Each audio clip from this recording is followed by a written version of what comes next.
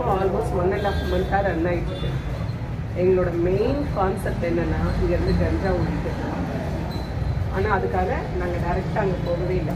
சின்ன சின்ன விஷயங்கள் செஞ்சுட்டு வரோம். இந்த ஏரியாவில் ஒரு மாதமாக இருக்குமா மாஸ் கிளீனிங் ஒன்று நடந்து தெரியுமா எல்லாருக்கும்? பார்த்துருப்பீங்க, ஒரு சிலருக்கு தெரிஞ்சிருக்காங்க. இந்த ஏரியா ஃபுல்லாக ஒரு கிளீனிங் ஒர்க்கு 500 பேரை வச்சு செஞ்சோம்.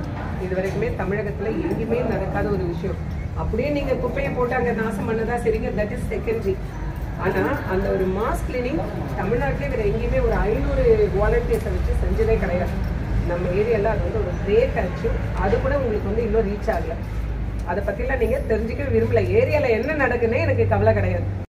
அவங்க மேலே என்ன சொல்ல வராங்கன்னா, எங்கள் மேலே சின்ன சின்ன ஒரு வழக்கு நாங்கள் இப்போ வந்து திருந்து கோர்ட்ஸில் வந்து நல்லா ஒரு பண்ண போகிறோம், அது ஒரு வழிகாட்டியாக நீங்கள் வாங்கினா நீங்கள் அப்படிலாம் வந்து ஒரு பொதுவான தலைவராக இருக்கிறீங்க, எங்களுக்கு ஒரு வாழ்வாதாரத்தை முன்னெடுத்துக்காக நான் இருக்கிற உங்கள் கூட வந்து நாங்கள் பயணிக்க சொல்ல நாங்கள் எல்லாத்தையும் திருத்திட்டு நாங்கள் நண்பர்கள் குடும்பத்தோட ஃபேமிலியோட நல்லபடியாக வாழ்கிறேன்.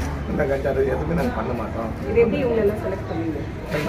நம்ம இயக்கத்தில் இருக்க ஒருத்தர் தான் ஒரு நாள் பேசி இதில் அவங்க எல்லாருக்குமே கேஸ் இருக்கா?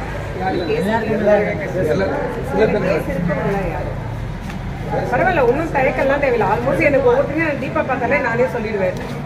என்ன தெரியும்ல. அப்போ உங்களே எனக்கு ஓரளவுக்கு தெரிஞ்சு தானே இருக்கணும். அதாவது தப்பு செய்யறதுன்றது வேற விஷயம். ஆனால் நான் வந்து இனிமேல் தப்பு செய்யலை, எனக்கான ஒரு வாழ்வாதாரம் வேணும்னு நினைக்கிறது தான் மனித இயல்பு. ஸோ அந்த மாதிரி வந்திருக்கீங்கன்னா ஓகே, வெரி குட், நான் அப்ரிஷியேட் பண்ணுறேன்.